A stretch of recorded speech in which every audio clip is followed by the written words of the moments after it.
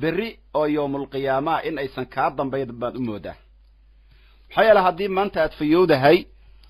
oo sidaad rabto aad u hadli karto waxa ka dambaysa maalin aan xoogan iyo hadalkaani uusan socod doonin baa ka dambaysa walaalayaal maalinkaas naga dambeeyay maalinkaas maxaan u diyaarinay malaa'igtu way qorayaan wax walba ku hadalno haddii aad ahlu sunna aydo waa lagu qorayaa haddii aad mid dhinta aydana waa lagu qorayaa haddaad muallimkaaga aydo waa lagu qorayaa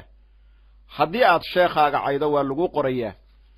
ilaahay subxaanahu wa ta'aala naynaasta xun in la iskugu yeero wuu diiday dadka in wax laga sheego wuu diiday nabigeena suuban waad ogtihiin calayhi salaatu wasalaam xasadka waa diiday sallallahu alayhi wasallam illa isxasdo nabigeenu waa diiday la taxasadu ayuu rasuulku leeyahay wa haram xasadku in la isdulmiyo nabigeenu waa diiday sallallahu alayhi wasallam nabigeenu in la iscaayo oo la isxasdo oo la isdulmiyo waa diiday hal qolo hadii la soo magac qaado midaa wuxuu la soo ordayaa reer hebelna marka ahlu sunna idin leeyahay ahlu sunna inaad fahamtiin ma ka horeysa ahlu sunna ma hadad hadda la sameeyo maaha caaw in ahlu sunna sharxa uma soo gelin kelimada qof walba inuu iska hadlo oo qoomku rabo uu iska caayo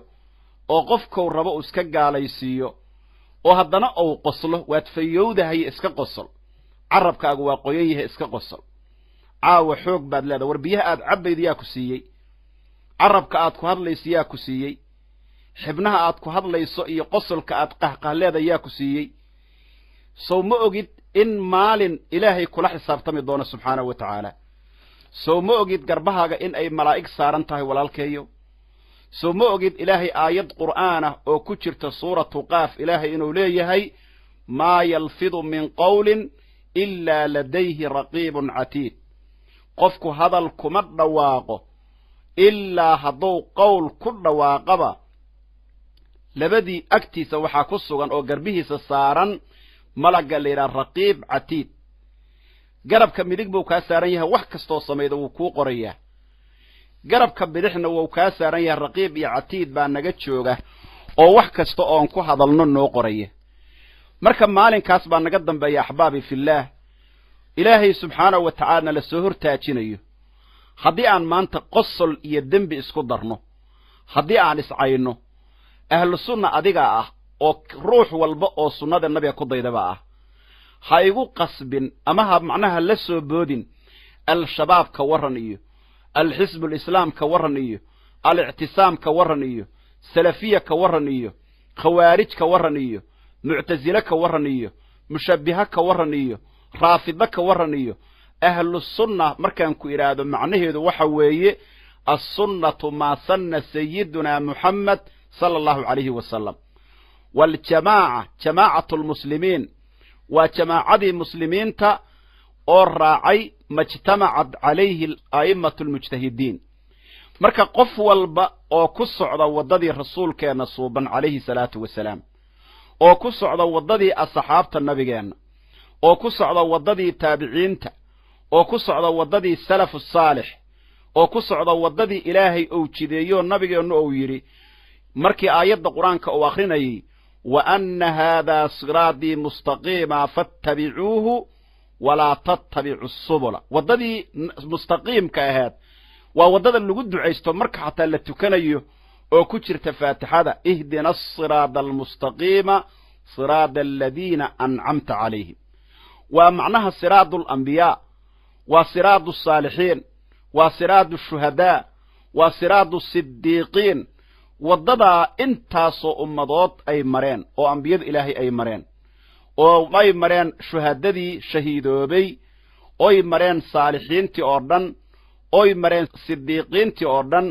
oo nabigeena suuban laga soo dhaxlay calayhi salaatu wassalaam oo asxaabtiisi ay ka soo dhaxleen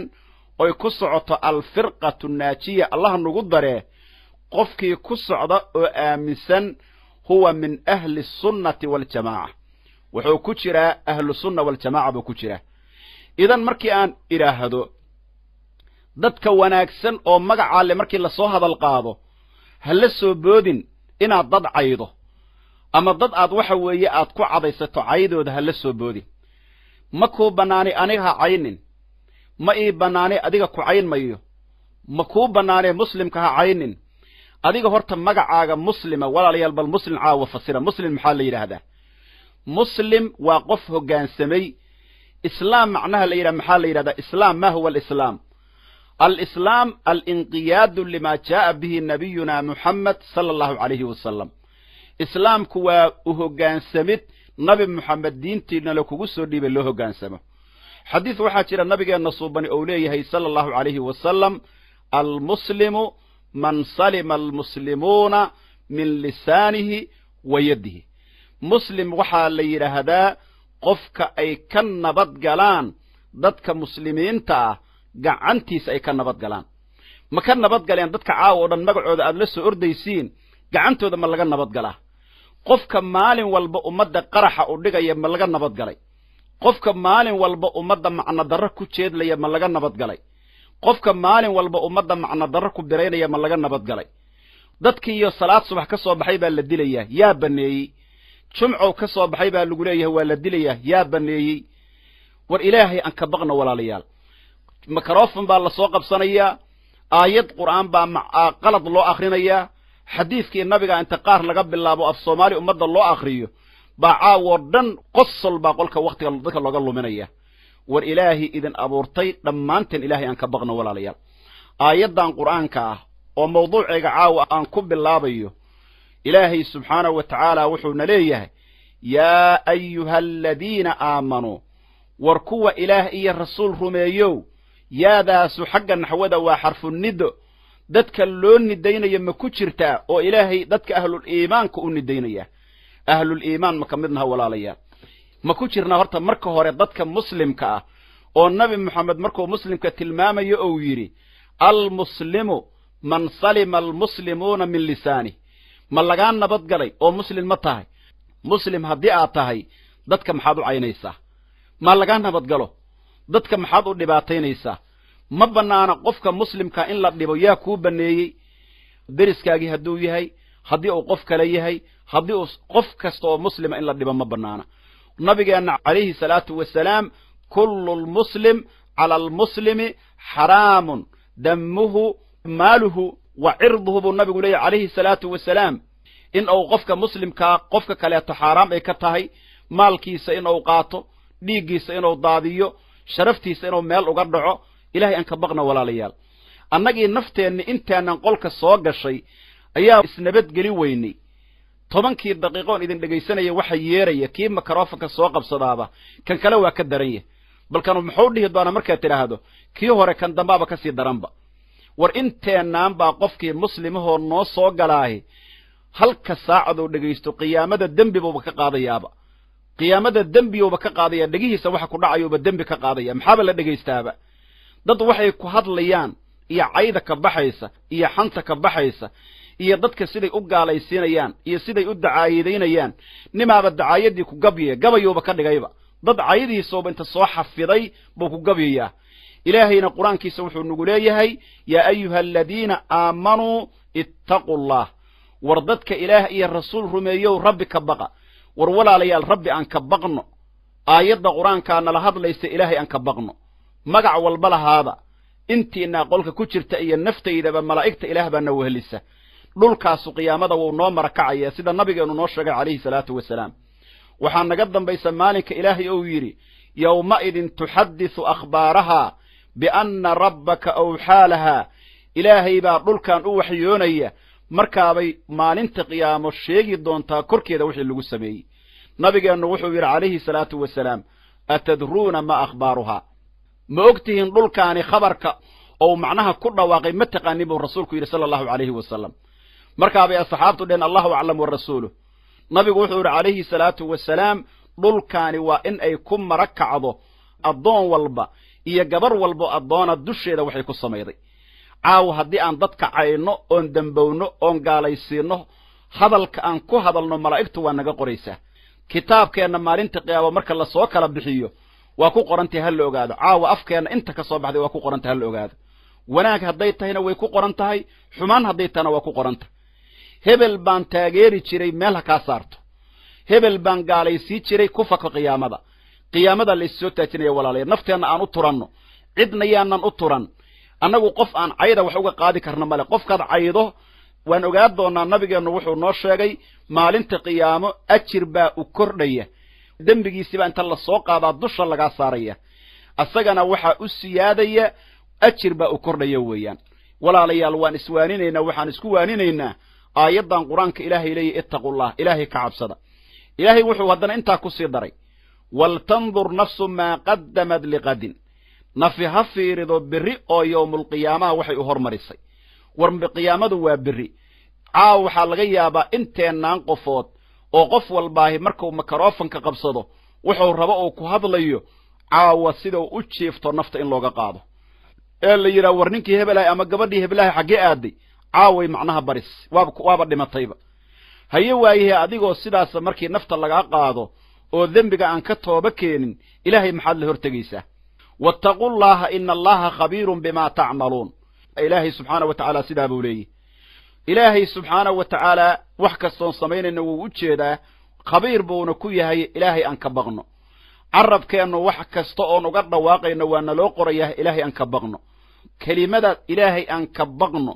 oo nafteena aan xisaabino intaan la xisaabin oo hadal haddii xataa qof kasta makrofanka uu qabsanayo hadal aqli gal aan ku hadalno aan isku naseexayno dalkeena wax maslaxa u ah oo horumarkeena maslaxa u ah oo diinteena horumarkeena waxtar u leh oo dadkeena waxtar u leh oo aqoon kororsiya aan ku hadalno caawo dhan yaan laga dhiganin waqti in la caayo dad aan wax ay ka qabaan aan la arkin ama aadan warba u hayinba in la gaalaysiyo qof oranaya ashhadu an la ilaha illa allah wa anna muhammadar rasuulullah nabigeenu wuxuu leeyahay alayhi salatu wasalaam inkii saxaabiga ahaa oo ninka intaas oo qofood dilay markii uu tawxiisaday asaguna dilay kayfa tasna'u billahi ilaha illa allah la ilaha illa qiyamada markii la yimaado la ilaha illa allah maxaad ku sameey doontaa rasuulku alayhi salatu wasalaam waxa way intaas oo qofan gaalaysiinayna habeen walba waana dambaabaynaa dadka ahlu tawxiidka oo dhiigooda la banaynayo oo caydooda la banaysanayo oo lagu cadaysanayo 24 saac in wax laga sheego lagu faraxsan yahay qiyaamada maxaa la sameey doona ilaahay xadiithul qudsi wuxuu ku leeyahay bal u fiirsado walaalayaal man adnaba daahikan dakhala an-nar baakiyan xadiiskan si fiican loo fiiriyo waa xadiithul qudsi man adnaba daahikan dakhala an-nar baakiyan saasa maanta noo dambeeyay hal ogaado haddaan la isqaban oo dadka iska ordaya oo waxay rabaan iska dhahaya aysan ilaahay u tooba keenin qofkii dambiga ku jira nooca u dambeeya man adnaba qofkii dambaaba daahikan asagoo qoslaya dadba hadda qosl iyo dambi isku wada soo ma aha waana qoslaya dambi oo ku jira wuu qoslaya dad buu xamanaya wuu qoslaya dad buu caynaya war waxa way ilaahay aan ka baqno haddii ay waxa way aanan muslim ahayn qol muslim ba haddoosan hayn aan isku cadeyno oo dadka meesha joogay haddaan nabi maxamed la raacsanayn hadda runta sheega walaalayaal ummadii nabi maxamed soo manhin alayhi salatu wasalaam nabigeenu wuxuu na leeyahay xadiiskan aan ku dhaqano waayahay man kana yu'minu billahi wal yawmil aakhir falyaqul khayran aw liyasmut nabiga xadiiskiisa aan rubayna walaalayaal alayhi salatu wasalaam man kana yu'minu billahi wal yawmil aakhir qofki ilaahay rumaysan maalinta yawmul aakhir rumaysan falyaqul khayran nabigu wuxuu leeyahay alayhi salatu wasalaam maalinta aakhiro ilaahay qofki rumaysan khayr ha ku hadlo walaalayaal khayr aan ku hadalno naftaydiya naftiinaba waan u naseexaynaya cabsida ilaahay baan idinku naseexaynaya in la iscaayo waa xaraam in la iscaayo nin sheekh oo qolkaas soo galay uma banaana qof inuu gaalaysiyo uma banaana adiga xun inaan ku iraado ima banaana laakiin naftaydu hadday qaldan tahay xataa waa inaad ii naseexayda adiga waa inaad walaalkaya tahay adiinu an nasiixo leeyahay nabigu alayhi salatu wasalaam waa inaan ku naseexeeya carabkaaga u turo oo naftaada u turo qof walbow oo qabrigaaga u turo qabri baa lagu dhigaya maracad oo karfana baa lagu gelinaya camalkaaga kaliya baa ku raacaya nabigeenu wuxuu leeyahay alayhi salatu wasalaam idaa maata al-insaanu yatbacu thalatha qofku haddii uu dhinto nabigeenu wuxuu cadeeyay alayhi salatu wasalaam 3 shay baa raaca camalkaagii baa ku raacaya ahalkaagii baa ku raacaya waxa ku raacaya maalkiis maalku uu soo laabanaya ahalkaagu uu soo laabanaya camalkaaga kaliya baa qabriga kugula haraya wax kaloo nagula haraya ma jiraan magacyada la sheegayaan ku raacayn aabbahaa baan ku raacayn hooyadaa baan ku raacayn mucallim baan ku raacayn waa adiga iyo kelimaadkii iyo xasanaadkii ilaahay aad la hortegi laheed hadda oo adduunyada aan joogno walaalayaal aan diyaarsanno meesha nala dhigayo waa qabriga aad aragteen inta mitirad aragteen baa nala hoos gelinaya walaalayaal qof nala gelaya oo caawa nagula hoyanaya oo odhanaya caawa ninkii hebel ahay oo habeen walba qolka markuu soo galo naga qosli jiray aan caawa la joogno oo xoogaa yar aan ku dahno meesha qofku dhahayaa ma jiro gruubkii aad lacagta u aruuri jirtay beenta ah ku raaci mayaan dadkii aad maalin walba hadalka inta iyo xigmadaha beenta u sheegto aad khaldi jirtay oo ummadda inay dhibaateeyaan aad ku horkacayday qabri kula geli maayaan waa adiga iyo kaligaa sida suubanuhu noo sheegay calayhi salaatu wasalaam ilaahay aan ka baqno walaalayaal waxaan rajaynayaa waqtiyada aan firaaqada helo in aan idinkala qayb galo dad badan oo khayrka jecel oo ilaahay ka baqaya oo qalbigoodu uu macnaha nadiif yahay idinka buuxa inta kale oo khayrku dhibayo oo ilaahay ha laga baqo ay dhibayso in la yidhaahdo waxaan rabbi ka rajaynayaa qalbigooda ilaahay inuu jeclaysiiyo diinta qalbigooda inuu ilaahay jeclaysiiyo iimaanka qalbigooda inuu ilaahay geliyo qur'aanka qalbigooda ilaahay inuu geliyo sunnada suubanaha calayhi salaatu wasalaam dalkeenna walaalayaalow gaalo inaan la raacin waad ogtihiin gaal qur'aanka ilaahay baa nooga sheekeeyey munaafiq qur'aanka ilaahay baa nooga sheekeeyey waxaan u baahannahay diin naseexo leh diin siyaasad lagu matalayo ama ujeeddo gaara wadataa diin noqon mayso dalkeenna waxa weeye waxaan u baahannahay inaan ku midaysnaanno nabadgelyo inaan helno islaamkeenna iyo daraasaadkeenna inaan helno kala dambayn iyo nidaam inaan helno ilaahay aan ka baqno dalkeenna ilaahay aan u barinno xalku wuxuu ku jiraa markii nabigeenna suuban la weydiiyey wuxuu yidhi calayhi salaatu wasalaam wuxuu ku sugan yahay khayrkoo dhan kitaabkaas ilaahay oo qur'aankaabuu ku sugan yahay hadda kitaabka ilaahay baa dadki inta loogu soo gambaday ayaa sidii doono laga yeelay maanta haddii la yidhaha kitaabka ilaaha khayr ku jiraa dadku say u aamini lahaayeen baaba adagba ilaahayow sida toosan nagu hanuuni oo dariiqa toosan nagu hanuuni walaalayaalow qabri 2 mitir ha noo dambeeya qosolka ha layska yareeyo macno darrida ah ilaahay baqidiisa ha lagu dadaalo qofkii caawo dhan wax macno darraa ku hadlaya malaa'ig baa ka qoraysay dadkii uusan dhigaha ka daalin hadalka beenta hurda la'aanta ah ood soo jeedo qiyaamada waa lagu su'aalayaa war haddaan ku soo jeedayno khayr qof walba gurigiisa kitaab qur'aan ayaa la kitaabka qur'aanka soo qabsada oo tafaasiirta dhegaysta oo qur'aanka xafida oo soo qabsada xadiiska nabiga calayhi salaatu wasalaam been yaa lagu soo jeedin waad ogtihiin qofka beenta hal been inta soo qaada ummadda u gudbiya qiyaamada in la garaaci doono afkiisa in la googoy doono nabigeenna habeenkii la dheelmiyey dadka la cadaabaya marka la tusiyey waxaa ka mid ahaa qof afka laga jeexayo oo malaa'igtu dhinacaan iyo dhinacaanba afkiisa ka jeexjeexayaan nabigeennu markuu waxa weeye malakul jibriil su'aalay wuxuu yidhi waa qof hal beenaba uu soo qaadayaa markaaba ummaddii gaarsiinaya beentan la soo qaadayo oo fadhi ku-dirirka ahoo macno ku fadhinin ha la joojiyo gaalaysiinta la isgaalaysiinayo nabigeenna noo sheegay calayhi salaatu wasalaam qof muslima qofkii yidhaa yaa kaafir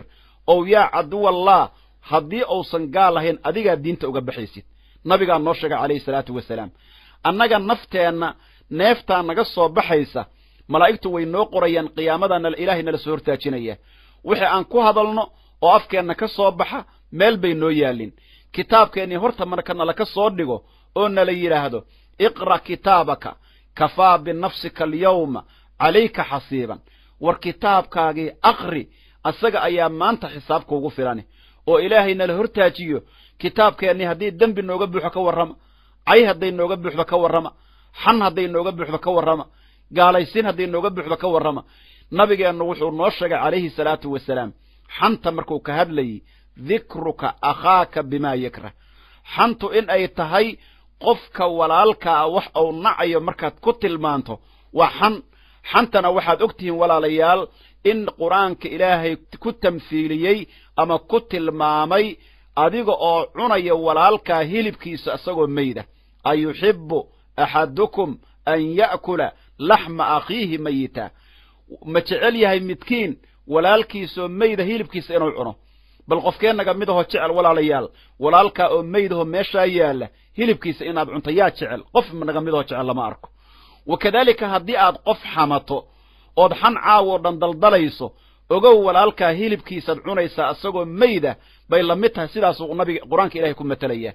ilaahay aan ka cabsanno qiyaamada markii la yimaado oo ilaahay nala soo hortaajiyo nabigeennu calayhi salaatu wasalaam maalin buu asxaabta su'aal weydiiyey wuxuu yidhi atadruuna man ilmuflisu fiina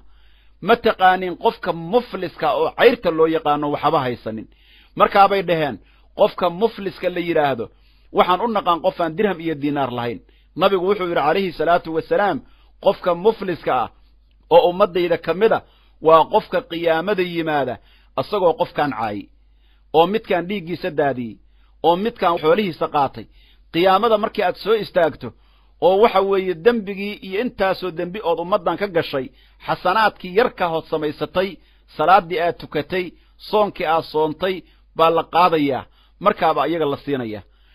haddii waxa weeye iyadoo lagugu leeyo xuquuq ay markaa xasanaadkaagii dhammaado dembigooda inta la soo qaado baa dusha lagaa saaraya naartaana lagugu turaa marka walaalayaal khatartaabaa naga dambaysa khatartaas baa naga dambaysa dhibkaas bayna leedahay waxa weeye dembiga la iska daldalayo iyo dadka la iska xamanayo iyo dhiigga la daadinayo maalin waxaa naga dambaysa ilaahay la hortegayo oo qof walbaahi ou noqon doono muflis ou ka noqon doono thawaabkiisa ogow qofkaad xamato ajirkaagiibuu qaadanaya qofkaad caydo ajirkaagiibuu qaadanaya qofkaad dhiiggiisa daadiso ajirkaagiibuu qaadanaya adiga iyo dembigiisii qofkaana naartaa laydinku tuuraya nabigeenna suuban calayhi salaatu wasalaam oo saadiqulmasduuqa ah oo ilaahay qur-aanka ku yidhi wamaa yandiqu cani ilhawa in huwa ilaa waxyun yuuxaa nabigeenna calayhi salaatu wasalaam kuma hadlo sala allahu calayhi wasalam hawadiisa nabigeennu kama hadlo calayhi salaatu wasalaam hawadiisa nabigeennu calayhi salaatu wasalaam kama hadlo waxa uu nabi moxamed ku hadlayo waa waxyi ilaahay u waxyooday subxaanahu wa tacaala marka nabigeenni baa sidaa noo sheegaya calayhi salaatu wasalaam walaalayaal marka waxa weeye maalinkaa sidaa ah oo ilaahay sidaa noogu tilmaamayo wax naga horreeya inaan la arkinin oo camalkeennii la qaybsanayo iyo thawaabkeennii haddaanan u turin oo ilaahay aanan ka baqin inaan ilaahay hortegi doono oo arrintaa nagu dhici doonto macnaha ma suura gelayso marka walaalayaalo waxaan idinkula dardaarmaya ilaahay diintiisa waa naseexo nabigaa noo sheegay naftayda iyo naftiinna waxaan ugu naseexina ilaahay ka baqa oo ilaahay ka yaaba oo adinka naftiinnu bal qofka waxa weeye hadlayow hadal wanaagsan inaad ku hadasho ka bilow bisinka horta bal qabso oo shaydaanka ka cawdbulayso oo dadka muslimkaa salaam wanaagsan ku salaam oo ha ku salaamin qof inaad caydo ood kana tilmaanto kana aad caydo wax aad kordhinaysa ma leh dhib oon baad sii badinaysaa adiga naftaadii markaa waxa weeye haddaadan waxba faa'iidaa kordhinaynin oodan wax wanaaga keenayn nabigaaba wuxuuna leeyahay calayhi salaatu wasalaam qofkii ilaahay ka baqaya oo ilaahay rumaysan iyo maalinta aakhiro khayr ha ku hadlo ama ha iska aamuso walaalow haddaadan khayr ku hadlin iska aamus oo gabadha walaashay haddaadan khayr ku hadlin iska aamus oo haddaanan khayr ku hadlayn aan iska aamusno ilaahay khaatumo wanaagsan hana siiyo ilaahay diin kaamila hana siiyo ilaahay caqiido hagaagsan oo fiican oo ilaahay raadi ka yahay rabbi hana siiyo kuwa ku dhinta qowlu laa ilaaha ila allah muxammadun rasuulullah tawxiid ku khaatumaysta ilaahay ha nagu daro nabigeennu wuxuu leeyahy calayhi salaatu wasalaam man kaana aakhiru kalaamihi laa ilaaha ila allah dakhala aljanna kelimada ugu dambayda oo afkiisa ka soo baxda qofka ay noqoto laa ilaaha ila allah jannaduu galay buu nabigu calayhi salaatu wasalaam ilaahay waxaan weydiisanaynaa xusna alkhaatima allaahuma inaa nas'aluka xusna alkhaatima allaahuma laa tufadixna calaa daahiri alardi walaa tucadibna fii baadinaha ilaahow dhulka korkiisa ha nagu fadeexayn baadinka gudaha hoosoo dhulkana ilaahow ha nagu cadaabin qubuurteenna ilaahu noo waasici qabriga waa lagu cibro qaataa lama caabudo maanta waxaa la odhanayaa dadku qubuur bay caabudaan nabigeenna waad ogtihiin calayhi salaatu wasalaam habeen madow buu bixi jiray qubuurta baqiic buu tegi jiray waa soo booqanayey waa u ducaynayey waa salaamayey dembi dhaaf buu ilaahay u weydiinayey aakhiruu ku xusuusanayey qabriga ilaah baa lagu xusuustaa ilaahay baa loo baryaa lama caabudo shaqsi baa ku duugan hebel loo yaqaano maxaa marka maanta walaalayaal laga wadaa waxyaabaha ujeedooyinka soconaya maxay yihiin ilaahay aan ka yaabno walaalayaal diinta islaamkana aan baranno haddii arrinkaani jahli iyo noo keenayo aan baranno diinta islaamka culummada diinta garanaysa aan diinta ka baranno raadi ahaada dhammaantiin khayr baan idin rajaynayaa naftayda iyo naftiinaba inaan intaa aan isku dardaaranno ayaan ugu talagalay ilaahayna waxaan weydiisanayaa in ilaahay naga aqbalo oo miisaanka qiyaamo ilaahay noo saaro adinkana idinku anfaco annagana nagu anfaco nas'alu allaha xusna alkhaatiba taqabbala allahu mina wa minkum saalix alacmaal wa axsana allahu ilaykum وغفر الله ذنبكم وشكركم الله وجزاكم الله خيرا دمانتين خير بان إذن رجينيا في أمان الله والسلام عليكم ورحمة الله قلبي يقسم بالك عبسناي عربك إسلام شهادناي عنده بقاياك علمي النارتي بفتمق شيئا وعلى أشكتي رغبي صلاتنا وفر الله دونكيو إلهي ودحيسو وانا أرحدتي أحد ويبو صمد ويبي الله لا إله إلا الله لا إله إلا الله الله لا إله إلا الله مولكي إلهي يا رحمن سيديتي أحد كيلا بريو كيلو أخريو أخوان مقاشي عاصق أرقود شديسي قولالكي جحيميو بها كيابو عايدني بليسكي كاتكو نفتادا أحد ويبو صمد ويبي الله لا إله إلا الله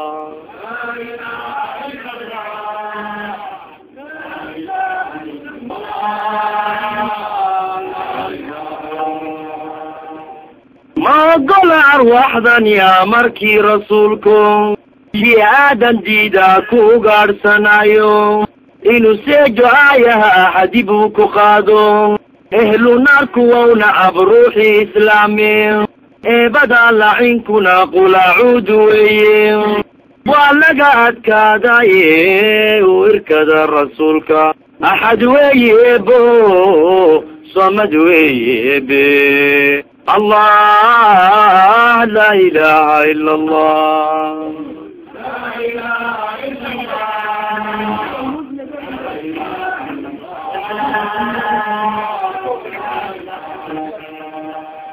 أدميقو أود مالي وانا أذب دعايو كيتال كفاننا إسرائيل مدايين نين عابه يولا مرة شوبك وحلقو يكادا يذقي حباشو وانا أقل مدوها قارا دموي استغفرت يبيو عملك إليسي أحد ويبو صمد ويبي الله لا إله إلا الله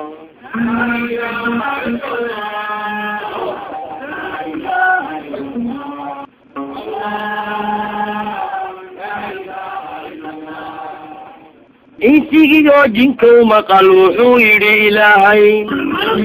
abuurtiinu waxay tahay waa aqoonsigaygeen waan idin ammaano aadmigu wuxuu galo israa'iyo watiiniyo albaqarana ku sheego umad kastababa nebi baan amarka ugu dhiibe siduu yahay usuulkiyo ku akhriyey kitaabkii dhegihii la'awdaan aayaad ku deeqine أحد ويبو صمد ويبي الله لا إله إلا الله